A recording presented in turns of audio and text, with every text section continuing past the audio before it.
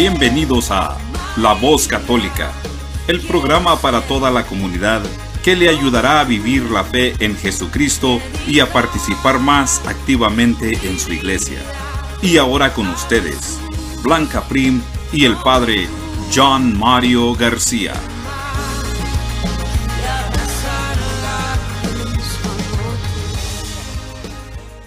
Buenos días, queridos oyentes, sean muy bienvenidos a su programa familiar, La Voz Católica. Gracias por su sintonía y por abrirnos las puertas de sus hogares para compartir la buena nueva que Jesucristo nos trae. Hoy los saludan Blanca Prim y el Padre Julián Cardona, quien nos acompaña en el programa. Buenos días, Padre Julián. Buenos días, Blanca. A ti y a todos nuestros amados oyentes que con mucha fidelidad, semana tras semana, están conectados en una sola fe, y también gracias a la tecnología y a esta iniciativa de nosotros como diócesis para brindarles este programa tan importante, La Voz Católica. El día de hoy, San Mateo nos trae el relato de la iniciación del Señor Jesús en su ministerio salvífico sobre el pueblo de Cafarnaún. Reflexionaremos sobre su llamado a convertirnos, porque el reino de Dios ya está cerca. Asimismo, en la segunda parte de nuestro programa estaremos comentando los planes sobre este movimiento nacional eclesial que es el reavivamiento eucarístico. Hablaremos de lo que se trata y cómo podemos participar. Quédense en nuestra sintonía. Vamos a dar inicio a este momento de encuentro con la palabra, poniéndonos de la presencia de este Dios que nos ama infinitamente y que sale al encuentro de nosotros porque es un Dios cercano. En el nombre del Padre y del Hijo y del Espíritu Santo. Amén. Queremos en esta mañana, Señor, agradecerte una vez más por el regalo de la vida. Estamos todavía con el gozo en nuestros corazones por el acontecimiento central de nuestra fe cristiana, que es la encarnación de tu Hijo Jesús.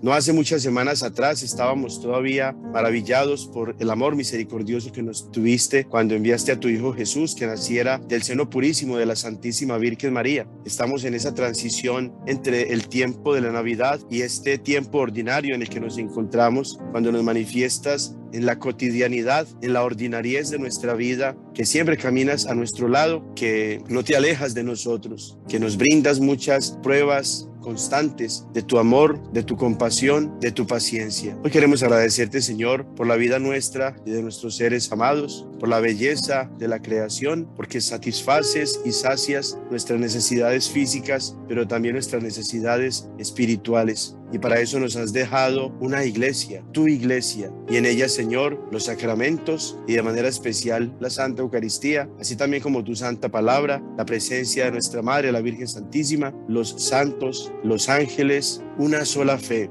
la oración de unos por otros, la realidad humana que nos has brindado de ser imagen y semejanza tuya, por lo cual nosotros tenemos también después de esta vida la promesa de la vida eterna. Todos esos regalos queremos agradecértelos hoy, Señor, y queremos pedirte que nos ayudes a abrirnos a tu gracia para que podamos ser hombres y mujeres nuevos, para que transformemos el mundo, comenzando por nuestra propia transformación personal que nos la presenta tu Evangelio hoy en el contexto de la conversión, del arrepentimiento, del cambio de vida. Que cooperemos con tu gracia y estemos dispuestos a seguirte y a cumplir la tarea que nos encomiendas, porque tú, siendo el Dios del cielo y de la tierra, creador de todo cuanto existe, aún así tú decides en tu misericordia y en tu amor contar también con nuestra ayuda y nuestra cooperación. Amén. En nombre del Padre y del Hijo y del Espíritu Santo. Amén. Vamos a meditar en el Evangelio que nos presenta la Iglesia en el tercer domingo del tiempo ordinario, y lo tomamos del Evangelio según San Mateo, capítulo 4, versículos del 12 al 23. Al enterarse Jesús de que Juan había sido arrestado, se retiró a Galilea y, dejando el pueblo de Nazaret, se fue a vivir a Cafarnaúm, junto al lago, en territorio de Zabulón y Neftalí, para que así se cumpliera lo que había anunciado el profeta Isaías: tierra de Zabulón y Neftalí, camino del mar, al otro lado del Jordán, Galilea de los paganos. El pueblo que habitaba en tinieblas vio una gran luz. Sobre los que vivían en tierra de sombras, una luz resplandeció. Desde entonces comenzó Jesús a predicar, diciendo: conviértanse, porque ya está cerca el reino de los cielos. Una vez que Jesús caminaba por la ribera del mar de Galilea, vio a dos hermanos, Simón, llamado después Pedro, y Andrés, los cuales estaban echando las redes al mar porque eran pescadores. Jesús les dijo: síganme y los haré pescadores de hombres. Ellos inmediatamente dejaron las redes y los siguieron. Pasando más adelante, vio a otros dos hermanos, Santiago y Juan, hijos de Zebedeo, que estaban con su padre en la barca, remendando las redes, y los llamó también. Ellos, dejando enseguida la barca y a su padre, lo siguieron. Andaba por toda Galilea, enseñando en las sinagogas y proclamando la buena nueva del reino de Dios y curando a la gente de toda enfermedad y dolencia. Palabra del Señor. Gloria a ti, Señor Jesús. Mencionaba en la oración, mis queridas hermanas, mis queridos hermanos, que estamos todavía en este tiempo de transición entre esos dos cambios de tiempo litúrgico que en el año litúrgico o en el ciclo litúrgico la Iglesia nos ofrece. Estábamos viviendo el tiempo de la Navidad, que para el mundo, para la sociedad de consumo, es básicamente un día, y que cuando ya se terminan las actividades relacionadas con la Navidad, que lamentablemente pues para el mundo no tiene nada que ver con Cristo, con su nacimiento, sino con Santa Claus, con las ventas y compras, con los regalos, con las promociones, etcétera, ya entonces ponen en especial todas aquellas mercancías y artículos que están relacionados con la Navidad y empiezan entonces a prepararse ya para el día de San Valentín. Para el mundo, para la sociedad, la Navidad es un día. Para nosotros los cristianos es un tiempo litúrgico, es un tiempo que abarca varias semanas. Y durante ese tiempo estamos meditando la llegada del Emanuel, del Dios con nosotros. Y de ese tiempo de la Navidad pasamos entonces al tiempo ordinario, a la primera parte del tiempo ordinario. Es interesante que en el Evangelio de hoy Jesús sale del lado de los judíos y se va del lado de los paganos, geográficamente hablando. Pero ese mensaje que geográficamente nosotros lo podemos identificar basados en todas las ayudas topográficas que se encuentran en internet y en muchos libros, teológicamente tiene un mensaje mucho más importante que nos recuerda precisamente el tiempo del que acabamos de salir, que es el tiempo de la Navidad. Celebramos con los Reyes Magos la revelación de Jesús como Salvador no solamente de los judíos, sino del universo entero, de la humanidad entera, y eso se manifiesta en la presencia de estos Reyes Magos que no eran judíos, que eran paganos y que en la presencia de una luz que los guía salen a encontrar a ese niño Jesús que es Dios con nosotros, el Emanuel, para adorarlo. Y Dios se revela como la salvación para el mundo entero a través de la presencia de unos Reyes Magos paganos que lo reconocen y lo adoran. Hoy vemos una dinámica más o menos parecida, pero que surge como iniciativa de Jesús. Jesús estaba viviendo en Galilea, específicamente en el pueblo de Nazaret, pero sale de allí para dirigirse a una parte que geográficamente e históricamente está ocupada no por judíos fieles a su fe judía, sino por paganos. Y Jesús va para ser la luz que guíe a todas esas personas hacia la salvación, hacia el cambio de vida. Y es por eso que se mueve entonces hacia esta región cercana a Zabulón y Neftalí, para que se cumpla lo que el profeta nos cita, que lo acabamos de leer, pero que también está en la primera lectura del día de hoy. Esos paganos, esas personas que no pertenecían al pueblo de Israel, somos tú y yo. Esas personas que no teníamos esperanza de salvación, que por iniciativa de Dios hemos empezado a ser parte de ese plan de salvación, somos tú y yo. Todos estos pueblos, todas estas culturas que no pertenecíamos originalmente al pueblo de Dios, pero que por iniciativa de Cristo ya lo somos. Somos parte del pueblo de Dios, que es la iglesia. A través del bautismo nosotros somos pueblo de Dios. Y es entonces que vemos a Cristo como luz que brilla ya no solo para los judíos, tampoco ya solamente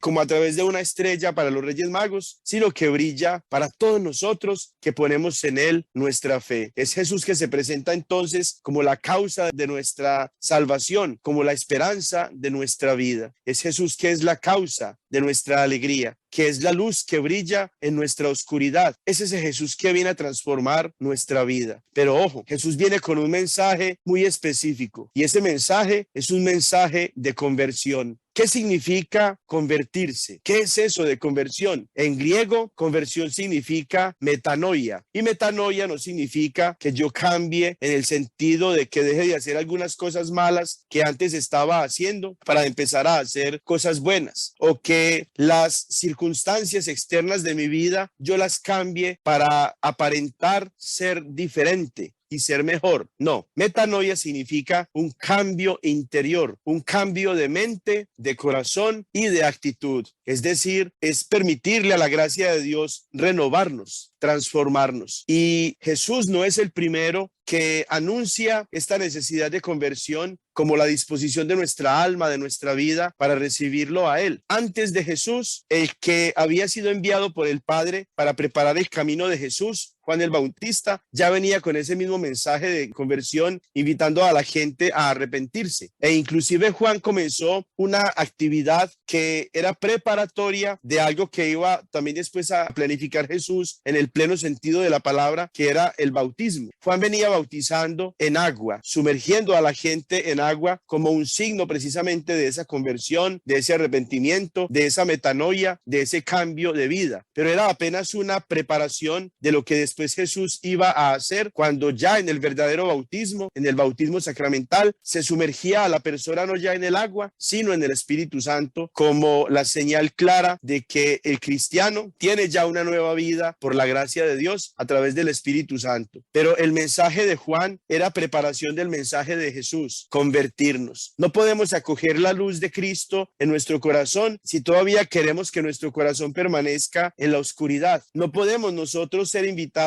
a vivir en la luz si nuestras acciones, nuestras palabras, nuestros pensamientos, nuestras intenciones, nuestros gestos y actitudes todavía son los de personas que viven en la oscuridad. No podemos nosotros tener dentro de nuestro corazón la luz y la oscuridad al mismo tiempo. Necesitamos desprendernos de aquello que nos impide recibir la luz de Cristo, porque una vez que nosotros tengamos esa luz de Cristo dentro de nosotros, la segunda parte del Evangelio nos indica qué es lo que sigue a continuación. Cuando ya nosotros hemos aceptado a Cristo, cuando ya nosotros nos hemos convertido, cuando ya nosotros hemos dejado que la luz de Cristo ilumine la oscuridad de nuestra vida y que reine la luz en nuestro corazón, lo siguiente que sucede contigo y conmigo como bautizados es que Jesús nos llama y nos envía. Somos llamados y somos enviados. Somos llamados, es decir, somos discípulos. Nos invita Jesús a caminar con Él, a dejarnos formar, a dejarnos preparar, a dejarnos llenar, porque después nos envía para que seamos pescadores de hombres, es decir, para que atraigamos a otros que también viven en oscuridad, para que ellos también experimenten la luz de Cristo y se abran a esa luz, para que sean transformados y que así entonces se vaya logrando esto de lo que decíamos antes, la transformación. Pero no puede empezar esa transformación en el mundo, en la sociedad, en la familia, en los niños, en los jóvenes, en los matrimonios, si antes no comienza la transformación interior de cada uno de nosotros. Por eso, la dinámica normal al estilo de Dios, según el plan de Dios, es que primero acogemos a Cristo en nuestros corazones. Pero para poderlo hacer, necesitamos la conversión. Y entonces ahora sí entra la luz de Cristo a nuestra vida, a nuestro corazón, a nuestra alma, a nuestra forma de vivir, a nuestro comportamiento, a nuestra conducta, a nuestras actitudes. Y ya después entonces dejamos que esa invitación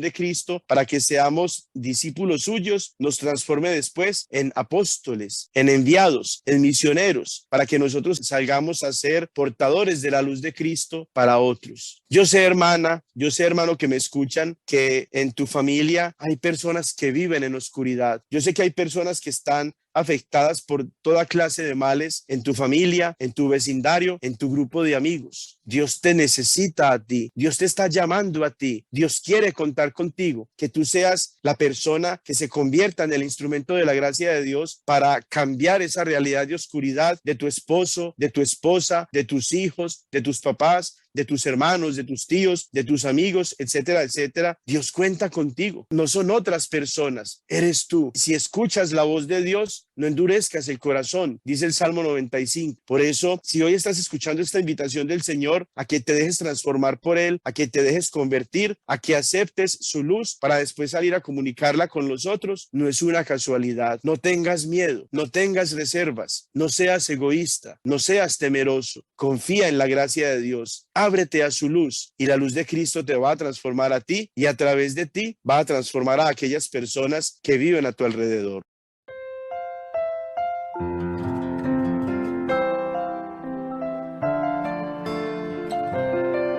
Eres tú, María, el primer sagrario.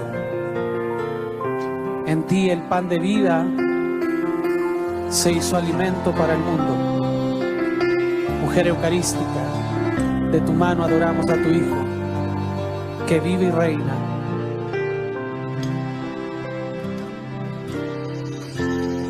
Tanto amó Dios al mundo que a su único Hijo Él le entregó,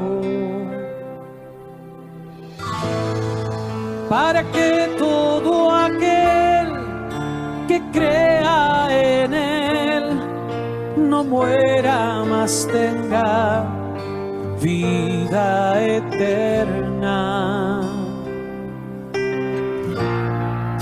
Jesús está vivo, Jesús está vivo, es el pan de vida bajado del cielo.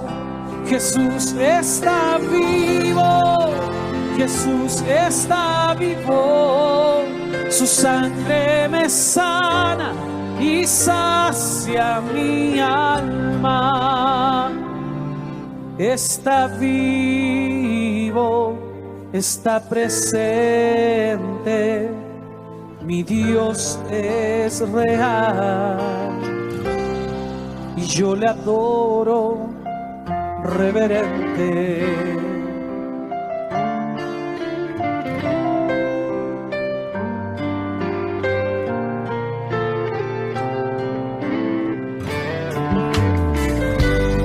Tanto amó Dios al mundo que a su único Hijo Él le entregó, para que todo aquel que crea en Él no muera, mas tenga vida eterna. Jesús está vivo, Jesús está vivo, es el pan de vida bajado del cielo. Jesús está vivo, Jesús está vivo, su sangre me sana y sacia mi alma. Está vivo, está presente, mi Dios es real y yo le adoro reverente. Por tu sí, María, la historia de la humanidad fue dividida en un antes, en un después de tu Hijo Jesús. Él está vivo. Vana sería nuestra fe, pero está vivo. Qué regalo, María.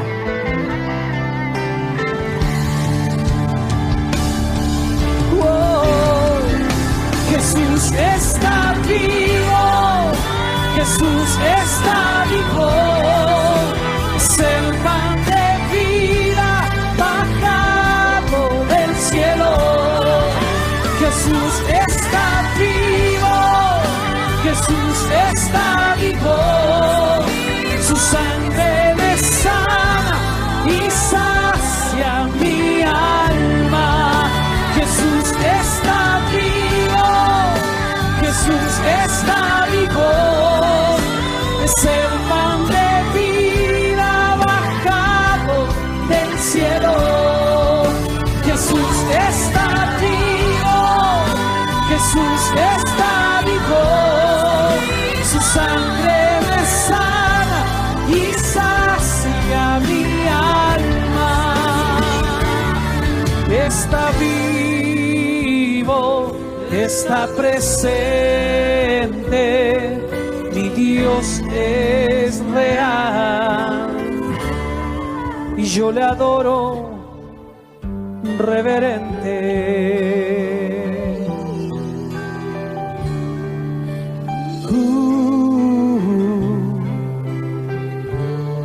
Y yo le adoro reverente. Y esta fue la hermosa canción titulada Jesús está vivo, interpretada por Marco López. Padre Julián, el Evangelio nos narra que tan pronto el Señor Jesús supo que su primo Juan había sido apresado, él empezó a predicar el Evangelio, iniciando así su obra salvífica. ¿Y es que la predicación del Señor es la continuación de San Juan Bautista o es un nuevo llamado a la conversión? ¿Hay alguna diferencia entre ambos llamados, el de Juan Bautista y el del Señor Jesús? ¿Nos podría explicar un poquito?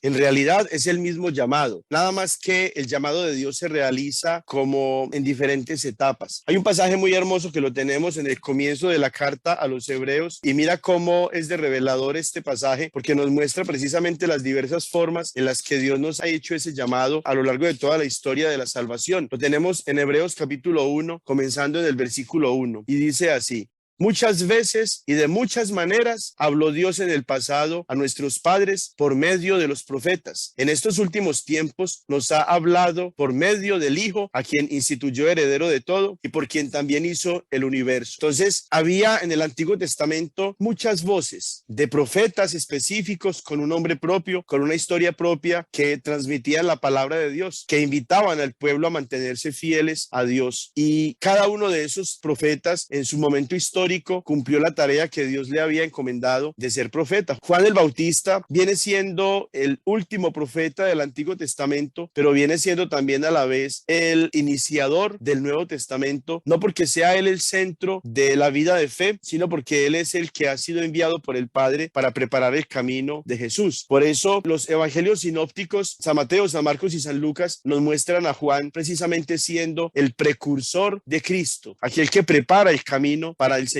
Y el mensaje a través del cual Juan el Bautista prepara el camino para Jesús es invitando al pueblo precisamente a la conversión. Entonces, efectivamente es la misma llamada que hace Dios, porque no es una llamada de Juan el Bautista, es una llamada de Dios a través de los profetas en el Antiguo Testamento, a través de Juan en esta coyuntura entre el Antiguo y el Nuevo Testamento, y a través de Cristo, como dice la carta a los Hebreos, siendo ya el mismo Hijo de Dios el que nos viene a traer ese mensaje de parte de Dios. Es Dios mismo hablándonos ya, invitándonos a la conversión. Pero entonces es la misma llamada de Dios, llamada a la conversión, que a lo largo de toda la historia de la salvación ha estado presente en el pueblo de Dios y que continúa en nuestros tiempos con Jesucristo nuestro Señor. Muchísimas gracias por sus reflexiones, Padre Julián, en cuanto a explicarnos esta duda del Evangelio. Y ahora, como les habíamos comentado, queridos oyentes, al inicio de nuestro programa, la Conferencia de los Obispos Católicos de los Estados Unidos, en inglés lo conocemos como USCCB, ha dado por inicio una etapa de avivamiento eucarístico, el cual se desarrollará en todas las diócesis de los Estados Unidos y tiene una duración de 3 años. De este tema vamos a hablar con el Padre Julián ahora. Es algo que nos gusta, que nos alienta y tenemos el corazón emocionado de poder compartir sobre esto con ustedes. Padre, ¿cuál es la razón del lanzamiento de este avivamiento eucarístico? ¿Y qué es lo que principalmente se busca lograr con estos 3 años de este proceso? Hay en relación con nuestra fe parte de la respuesta a tu pregunta, y es que la Iglesia desde siempre, desde sus orígenes, ha entendido la Eucaristía como el centro y el culmen de nuestra vida cristiana. Jesucristo vino a ser el Emmanuel, el Dios con nosotros. Él vino a quedarse con nosotros, Él vino a vivir con nosotros, y la primera manera en la que lo hizo fue a través de la encarnación. Nació del seno purísimo de la Santísima Virgen María, tomó de la Santísima Virgen María la naturaleza humana y la compartió con nosotros. Él es verdaderamente Dios, pero es también verdaderamente hombre. Es semejante a nosotros en todo, menos en el pecado. Y vino Jesús entonces en primer lugar a cumplir esto de ser el Emmanuel, el Dios con nosotros, el Dios cercano, a través de la encarnación. Pero Jesús sabía muy bien que Él iba a volver al Padre después de su muerte, de su resurrección, en la ascensión, cuando ascendía para estar de regreso en el cielo con el Padre y el Espíritu Santo. Y es por eso que Jesús se queda con nosotros de una manera diferente. Se queda con nosotros físicamente, realmente, sustancialmente, pero a través de su cuerpo físico, sino de su cuerpo eucarístico, de su presencia eucarística. Y esto lo hace justamente a través de la Eucaristía. Entonces la Iglesia siempre ha entendido desde sus orígenes orígenes, desde sus comienzos, que Jesús verdaderamente se quedó con nosotros eucarísticamente, como cuando estaba físicamente con nosotros, cuando anduvo con nosotros como ser humano aquí en este mundo. Pero así como no dudamos en ningún momento de que Cristo efectivamente se encarnó de la Santísima Virgen María y vino a vivir con nosotros hasta que ascendió al cielo, que volvió para estar con el Padre, así tampoco nunca la Iglesia ha dudado en estos más de 2000 años que llevamos de historia que Cristo también se quiso quedar con nosotros sacramentalmente, sustancialmente, físicamente en la Eucaristía, y que la Eucaristía es la misma presencia real de Cristo en medio de nosotros. Entonces, la razón por la que los obispos de los Estados Unidos están invitándonos a todos nosotros como Iglesia a renovar esta fe cristiana en la Eucaristía como presencia real de Cristo se basa en primer lugar en esto que la Iglesia viene creyendo ya por más de 2000 años. Pero también, si nos adelantamos un poquito más en la historia o mucho más en la historia, encontraremos que en el año 2019 hubo una encuesta que se realizó aquí en los Estados Unidos que reveló datos muy tristes y muy desgarradores acerca de la fe precisamente de nosotros como cristianos católicos en la Eucaristía. Según esta encuesta, Blanca y oyentes que están tan atentos con nosotros en este programa, alrededor del 30% de los católicos en los Estados Unidos creen en la presencia de Cristo en la Eucaristía. Eso significa que más o menos 70% de los que se reconocen todavía como creyentes cristianos católicos no creen en la presencia de Cristo en la Eucaristía. Y los obispos de los Estados Unidos, ante esa realidad tan desgarradora, no se quedaron de brazos cruzados. Cuando le preguntas al cristiano común sobre la presencia de Cristo en la Eucaristía, y cuando escuchas de estos cristianos comunes que no creen, muchos de ellos, que Cristo verdaderamente está presente en la Eucaristía, tú como pastor de la iglesia te preocupas. Tú como pastor de la iglesia sabes que algo no se ha hecho bien, que algo hemos dejado de hacer, que dejamos pasar mucho tiempo sin haber profundizado mucho en esta realidad que la celebramos permanentemente, ¿cierto? Porque celebramos la Santa Misa domingo tras domingo. De hecho, hay misas diarias en todas las parroquias de los Estados Unidos, en el mundo entero, y esta fe la vivimos y la celebramos día tras día. Pero se ha faltado en nuestra parte como obispos, como sacerdotes, como diáconos, como catequistas, como líderes de las parroquias, en profundizar en la enseñanza de la catequesis y en las raíces bíblicas de esa fe para que la gente llegue a creer y siga creyendo y continúe creyendo y cambie su vida en torno a la fe esta de la presencia de Cristo en la Eucaristía, que ha llevado entonces a que más o menos 70% de las personas no crean que Cristo está sustancialmente, vivamente, realmente presente en la Eucaristía, sino que para muchos Jesús es un símbolo. Entonces, esta realidad que la encuesta trajo como revelación en el 2019 implica que más o menos el 70% de los católicos no creen que Cristo está en la Eucaristía, pero ese no creer tiene como 3 niveles básicamente. De esos 70% de cristianos que ya no creen que Cristo está en la Eucaristía, habrá algunos que no entienden qué significa eso de que la Eucaristía es la presencia real de Cristo, pero hay otros que también no se sienten atraídos, interesados por esa cuestión. Es decir, el hecho de que Cristo está en la Eucaristía o que no está en la Eucaristía, a muchos no les interesa, ¿cierto? No les importa, siendo todavía también católicos, reconociéndose al menos como cristianos católicos. Y por toda la influencia protestante en países como Estados Unidos, que todos nosotros sabemos que es un país de influencia y de mayoría protestante, muchos católicos se han dejado contaminar en su fe y muchos de ellos entonces ahorita entienden la Eucaristía no como la presencia real, viva, sustancial de Cristo, sino simplemente como un símbolo, como una señal física que nos recuerda que Jesús un día estuvo con nosotros en una presencia física real, pero que ya no está porque ya está en el cielo. Entonces, ante esa realidad tan triste, los obispos no se han quedado de brazos cruzados y es allí entonces donde ha surgido esa iniciativa. Y la otra parte de la pregunta que me hacías, ¿qué es lo que principalmente se busca lograr en este proceso pues del avivamiento eucarístico? Voy a citar lo que el mismo Departamento de Comunicaciones de la Conferencia Nacional de Obispos que tú citabas del USCCB, como lo conocemos en inglés, presentaba en un boletín acerca de cuál es la finalidad que se busca con este proceso de avivamiento eucarístico.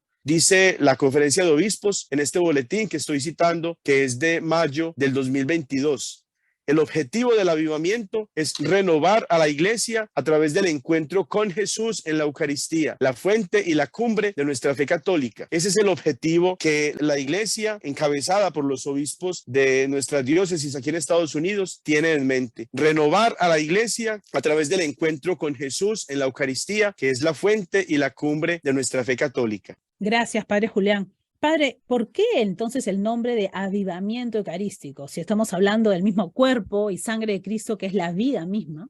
Es importante también aclarar este término y el nombre mismo que los obispos le han dado a este proceso, que es el de avivamiento eucarístico. La Eucaristía en sí no cambia, es la misma. Sigue siendo la presencia viva, real de Cristo en su cuerpo y sangre, alma y divinidad. Lo que cambia no es entonces la fuente de nuestra fe y la razón de nuestra adoración, que es la Eucaristía, sino nuestra percepción en torno a la presencia de Cristo. Y eso es lo que necesitamos avivar. En pasajes como 1 Corintios capítulo 11, comenzando desde el versículo 23 en adelante, se nos muestra cuál era la fe viva que tenían los cristianos en torno a la Eucaristía. San Pablo, que no conoció a Jesús, recibió de la iglesia la fe viva en la presencia real de Cristo en la Eucaristía, y es lo que nos comparte en ese pasaje de 1 Corintios capítulo 11, versículos del 23 en adelante. Es tradición, es tradere, es la transmisión oral de la fe como una experiencia viva. San Pablo nos está hablando de esa experiencia viva de fe que tenían ellos en la Eucaristía. Las palabras de la consagración, tal y como las encontramos en los evangelios sinópticos, que nos hablan precisamente del hecho de que Jesús tomó pan, lo bendijo, dio gracias, se lo entregó a sus apóstoles y les dijo: tomen y coman, esto es mi cuerpo. Y que después, tomando una copa, un cáliz lleno de vino, de igual manera lo bendijo, dio gracias y se los dio diciendo: tomen y beban, esta es mi sangre, que se derrama por ustedes para el perdón de los pecados. Entonces, San Pablo nos está hablando de esa experiencia viva de fe que tenían ellos en la Eucaristía. Esa experiencia viva de fe que tenían los primeros cristianos y que se ha mantenido así por más de 2000 años en la iglesia, en estos últimos tiempos se ha venido como adormeciendo, y entonces ya no es una experiencia viva y una fe viva de la presencia real de Cristo en la Eucaristía, sino que para muchos se ha quedado solamente como un concepto, como una idea, como un recuerdo, como una referencia, pero no una experiencia viva que avive su fe y que los lleve a compartir esa experiencia de Dios con otros. Por eso hay muchos católicos adormecidos que no avivan su fe en la presencia de Cristo en la Eucaristía. Entonces, lo que los obispos quieren lograr es que todos nosotros como cristianos volvamos a estar en el nivel de fe en el que estaba San Pablo, por ejemplo, cuando allá en 1 Corintios capítulo 11, versículos del 23 en adelante, nos hablaba de la Eucaristía y de la presencia real de Cristo en ella, no como un cuentito, no como una historia, no como una referencia, no como un dato, no como un concepto, sino como una experiencia viva de fe. Y quiero citar rápidamente otro pasaje muy hermoso, que es el de Lucas capítulo 24, comenzando en el versículo 13 y de allí en adelante. Los discípulos de Emaús van caminando, estos discípulos tristes porque lo último que supieron de Jesús es que estaba muerto y crucificado, pero no se dan cuenta que Jesús está caminando con ellos vivo y resucitado, y Jesús les abre las escrituras y les revela todo lo que la palabra de Dios decía acerca de lo que tenía que pasar con Jesús, y ellos, escuchando al mismo Jesús, todavía no lo reconocen y caminan con Jesús, están al lado de Jesús, lo tienen tan cerca de él que hasta seguramente al ir caminando a prisa, sus manos rozan con las manos de Jesús, y Jesús está apasionado mostrándoles todo lo que las Sagradas Escrituras dicen acerca de él, y todavía no lo reconocen. ¿Cuándo lo reconocen? Lo dice entonces el versículo 28, que al acercarse al pueblo a donde iban, él hizo ademán de seguir adelante, pero ellos le rogaron insistentemente: quédate con nosotros porque atardece y el día ya ha declinado. Entró pues y se quedó con ellos. Ese quedarse con ellos implica lo mismo que decíamos ahorita acerca de Jesús en la encarnación. Vino para quedarse con nosotros. Mateo 28:20 dice: yo estoy con ustedes todos los días hasta el fin del mundo. A eso es a lo que se refiere San Lucas cuando dice que entró para quedarse con ellos. Y luego dice el versículo 30: sentado a la mesa con ellos, tomó el pan, pronunció la bendición, lo partió y se lo iba dando. Y luego dice el versículo 31: entonces se les abrieron los ojos, es decir, ahora sí se les abrieron los ojos y reconocieron que era el Señor. Pero la parte que quiero citar de este pasaje tan hermoso es tanto el hecho que es en la Eucaristía en donde ellos reconocen a Jesús, pero también quiero ir más allá y quiero que ustedes y yo nos demos cuenta qué hicieron Cleofás, que era uno de sus discípulos de Emaús, y el otro discípulo del que no sabemos el nombre. Una vez que lo reconocen, dicen: no ardía nuestro corazón en nuestro interior cuando nos hablaba en el camino y nos iba explicando las Escrituras escrituras, pero no se quedaron allí, sino que inmediatamente se levantan y se vuelven a Jerusalén para encontrarse con la iglesia y comparten su fe eucarística, que es una fe viva. Es decir, una vez que ya reconocen a Jesús en la Eucaristía, ya eso no se les queda en la mente solamente como un dato, eso se queda como una experiencia viva de fe, y ellos no se quedan con eso, ellos se van a compartir esa experiencia de fe. Eso, Blanca y mis queridos oyentes, es justamente lo que este avivamiento significa, que nosotros, al reconocer a Cristo en la Eucaristía, no nos quedemos con eso como un dato, como si dijéramos, por ejemplo, ¿quién descubrió América? Cristóbal Colón en 1492, punto. No, que sea una experiencia viva de nuestra fe y que no nos quedemos con ella, que la vayamos a compartir a nuestros hijos, a nuestros esposos, a nuestras esposas, a nuestros hermanos, a los compañeros de clase y de estudio, en el vecindario, a las personas que nos encontremos en las tiendas, en la plaza, en el parque, que hagamos como Cleofás y el otro discípulo, que nos convirtamos en misioneros de la Eucaristía, que es precisamente la finalidad que este avivamiento eucarístico tiene en mente.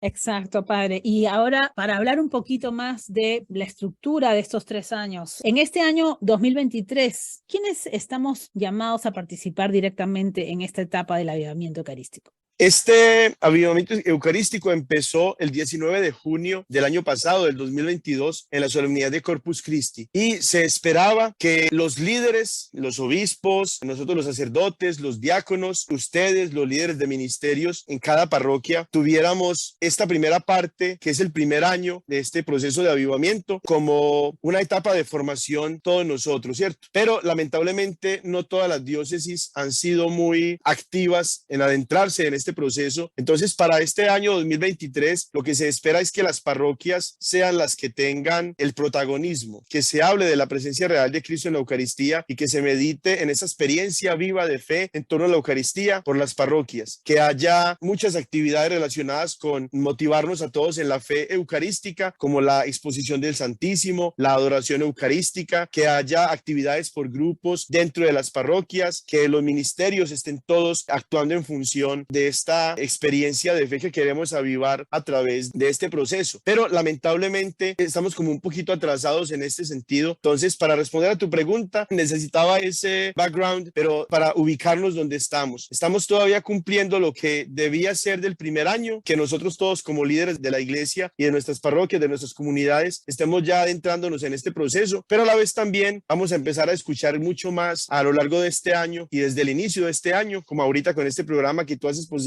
para nosotros, Blanca, acerca del protagonismo que tienen en las parroquias todos los que hacen parte de nuestras comunidades parroquiales, los que asisten a la Santa Misa y que llegan a adorar a Cristo en la Eucaristía, que llegan a recibir a Cristo en la Santa Comunión, los que dedican tiempo para estar ante el Santísimo en la adoración eucarística, con ministerios tan hermosos y tan valiosos como los que tenemos en la diócesis. Dentro de ellos, uno que tenemos en mi parroquia de Santo Tomás Apóstol, que se llama el Ministerio de la Adoración Nocturna, que es un ministerio bellísimo de mujeres y de hombres que toman turnos para estar en torno a la presencia de Cristo Eucaristía durante la noche. Por eso se llama Ministerio de Adoración Nocturna, y ya habíamos hablado en otra ocasión aquí en este programa acerca de este ministerio, pero este segundo año viene siendo el inicio de todas las actividades en las que ustedes todos como laicos, junto con nosotros como diáconos, sacerdotes y obispos, vamos a desarrollar en nuestras parroquias, pero también en nuestras familias, para impulsar y avivar la fe de Cristo nuestro Señor en la Eucaristía. Hasta allí va a ser lo que se espera en el transcurso de este año, entre 2023 e incluso parte del 2024, cuando va a haber un evento muy hermoso y muy importante en el que también todos ustedes como feligreses de nuestras parroquias están cordialmente invitados. Va a haber un encuentro, un congreso eucarístico en Indianápolis en julio, desde el 17 al 21 en el 2024. Entonces, todos los cristianos católicos que estén interesados en participar en ese congreso, vamos a poder encontrarnos allá en Indianápolis, Indiana, en julio del 17 al 21 del 2024, para vivir con intensidad todos los frutos que ya se hayan cultivado hasta ese momento de este encuentro eucarístico, de este avivamiento eucarístico, y eso nos va a impulsar para que del 2024 al 2025 tengamos un año misionero, que todos nosotros como cristianos católicos, independiente de si somos laicos o si somos clérigos, nos dediquemos entonces a ser como Cleofás Cleofás y el otro discípulo que mencionábamos allá en Lucas capítulo 24, que nos convirtamos en misioneros de la misericordia, que esa experiencia viva de fe en la presencia de Cristo Eucaristía no nos la guardemos para nosotros mismos, sino que salgamos con entusiasmo y con valentía y también con mucha generosidad a compartirlo con las personas que llegaron a escuchar de ello, pero que hacen parte de ese 70% de cristianos católicos que ya no creen en la presencia de Cristo en la Eucaristía, o inclusive de aquellos que nunca han sabido que Cristo sigue estando con nosotros todos los días hasta el fin del mundo, como dice Mateo 28:20, y que lo hace precisamente a través de este sacramento. Entonces, este proceso de avivamiento eucarístico va a terminar haciendo lo que nos decía el Evangelio hoy cuando lo meditábamos hace un ratito, que tú y yo, que todos nosotros juntos seamos pescadores de hombres. ¿De qué manera? Saliendo como misioneros a invitar a muchos otros a que conozcan que Cristo está en la Eucaristía, que es el Cristo real, que es el Emmanuel, que es el Dios con nosotros,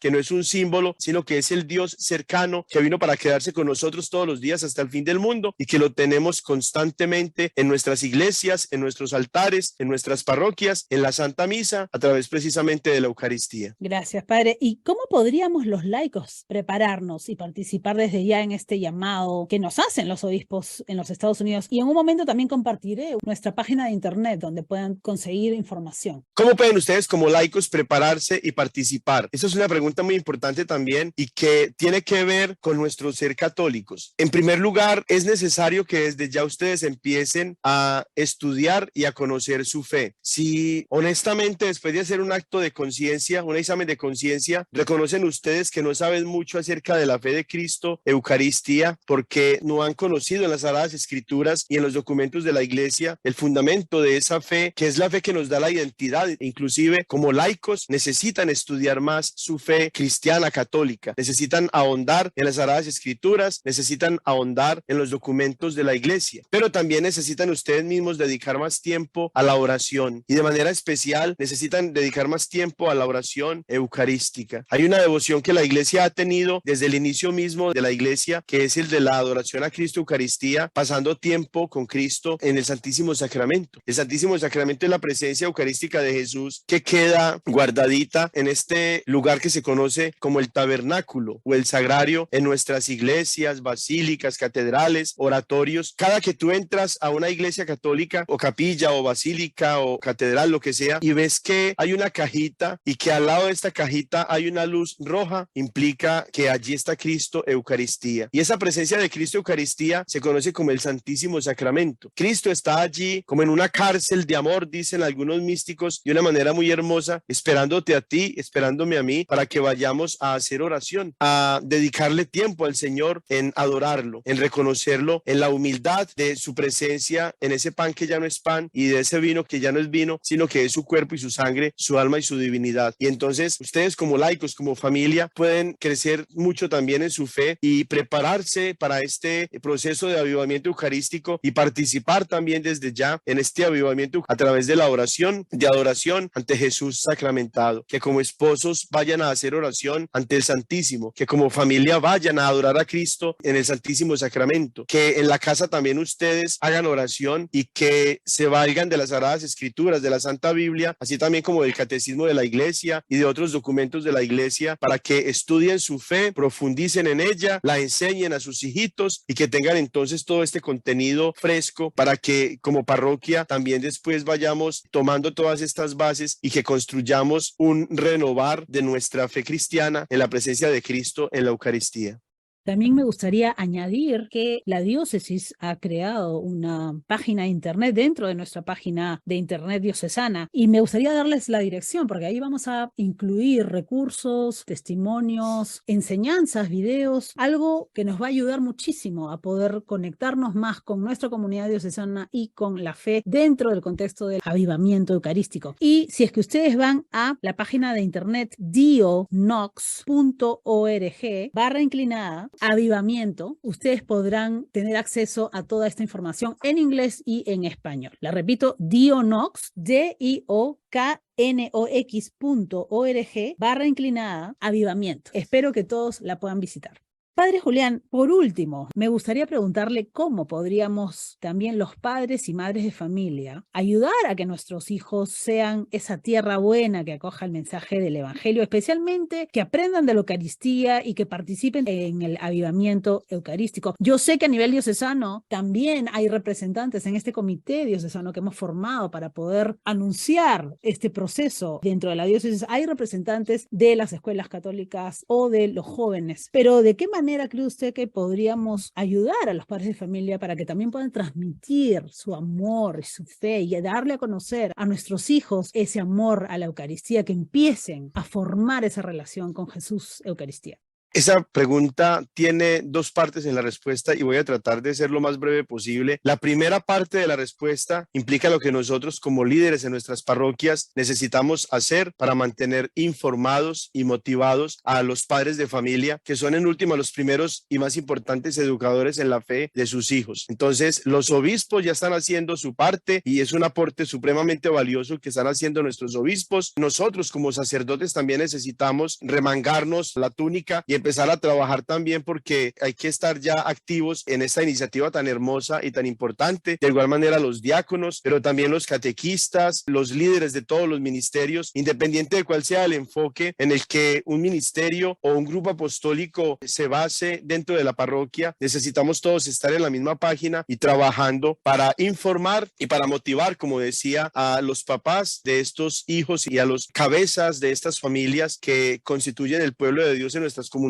Y estamos trabajando ya en torno a esto, Blanca y queridos oyentes. Pero la segunda parte de la respuesta los tiene a ustedes como protagonistas. Papás y mamás, ustedes son los referentes en la fe de sus hijos y sus hijos no van a acercarse a Dios por iniciativa propia, sino que los necesitan a ustedes. Hay una responsabilidad común muy grande de todos nosotros para afianzarnos en la fe cristiana católica, de manera especial en torno a la presencia de Cristo en la Eucaristía. Si ustedes como papás no se comprometen a vivir la fe de su iglesia, siendo ustedes parte de ella, sus hijos no van a poder entonces iniciarse con entusiasmo en su fe cristiana, en su fe eucarística. ¿Cómo comienza ese compromiso de ustedes, papás y mamás? No faltando a la Santa Misa. Que semana tras semana ustedes tengan el compromiso de vivir la fe en familia a través de la Santa Eucaristía dominical. Hay una bendición muy grande que tenemos en nuestras parroquias porque hay ministerio hispano en muchas parroquias de nuestra diócesis, inclusive hermanos sacerdotes que son hermanos anglos, que no son hispanos. Muchos de ellos tienen ese compromiso tan bonito de esforzarse por celebrar la Santa Misa en español, así no hablen el idioma. Están haciendo su mejor esfuerzo ellos, pero necesitamos también de su cooperación. Y vemos con tristeza cómo se va reduciendo el número de personas que asiste a la Santa Misa o de familias que asiste a la Santa Misa. Durante el tiempo del verano, de manera especial, vemos esa reducción tan considerable de personas que asisten a la Santa Misa. Necesitamos de ustedes, papás y mamás, ese compromiso, que nada desplace la Santa Misa en su compromiso semanal de asistir como familia a vivir la fe. Y otra parte muy importante, que vivan no solamente la Eucaristía, sino los otros sacramentos. Tristemente, tenemos en nuestras comunidades hispanas hombres buenos, mujeres buenas, buenos esposos, buenas esposas, pero que no están casados por la iglesia, Blanca. Es una realidad tan triste la de encontrar a muchos papás, hombres y mujeres de fe, que no pueden recibir la Sagrada Comunión porque no se han casado por la iglesia, están en concubinato o están solamente casados por lo civil y no toman la iniciativa de casarse porque quieren tener dinero para una fiesta bien grande a la hora de casarse, y entonces no pueden ellos comulgar. ¿Cómo van ellos a impregnar de entusiasmo y de amor a Cristo Eucaristía y de necesidad de recibirlo a sus hijitos si ellos mismos no comulgan porque no lo pueden hacer? Y caso triste también de muchos papás, de muchas mamás que sí están casados por la iglesia, que sí pueden comulgar, pero que no vienen a confesarse, y como no vienen a confesarse, tampoco pueden comulgar. Y de la misma manera se ve entonces esa falencia, porque con el ejemplo es como uno más lleva a las personas a encenderse de esa fe eucarística, y quien más lo hace allí es el papá y la mamá. Pero si no comulgan porque no están casados por la iglesia o porque no se confiesan, sus hijos no van a entender la necesidad y la importancia que tiene el recibir a Cristo en la Santa Comunión. Entonces esas dos cosas son fundamentales: vivir la Eucaristía semanalmente como un compromiso compromiso familiar, que nada desplace ese compromiso familiar de asistir a la Santa Misa y vivir también los otros sacramentos, de manera especial el matrimonio, para los que todavía no lo han vivido, y la confesión. Y la otra parte muy importante también, la oración en familia. Se nos ha olvidado esta máxima de la fe cristiana que lleva siglos de haberse establecido y que es una realidad que no cambia. Familia que ora unida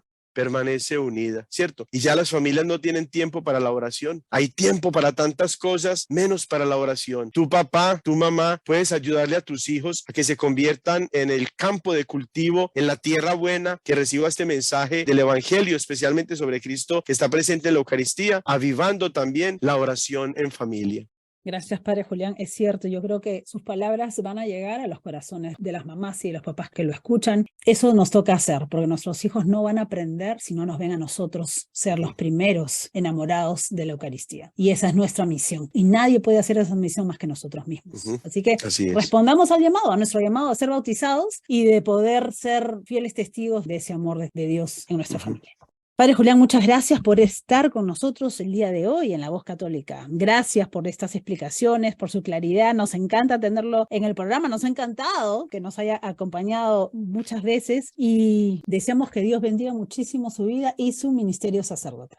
Muchas gracias, Blanca. Y a todos ustedes también, mis queridos oyentes, que saben que siempre los llevo en mi corazón y en mis oraciones también. Queridos oyentes de La Voz Católica, gracias a cada uno de ustedes por su fiel sintonía cada domingo a las 11 de la mañana por esta radio. Queremos anunciarles que el próximo domingo será la última transmisión de La Voz Católica, la cual ha estado acompañándolos por 12 años en esta radio. Gracias al auspicio de la Diócesis de Knoxville y de la Parroquia Santo Tomás Apóstol de Lenoir City. Primero estuvimos con La Hora Católica, luego con el padre Julián Cardona, quien condujo el programa por 3 años, conociendo juntos nuestra fe católica, y por estos 2 últimos años que los hemos acompañado con el padre John Mario García y esta servidora. Vamos a tomarnos una pausa de la transmisión en la radio, pero seguiremos compartiendo La Voz Católica en las redes sociales. Por eso, para poder seguir conectados con nosotros, les pedimos que en este momento se detengan y se suscriban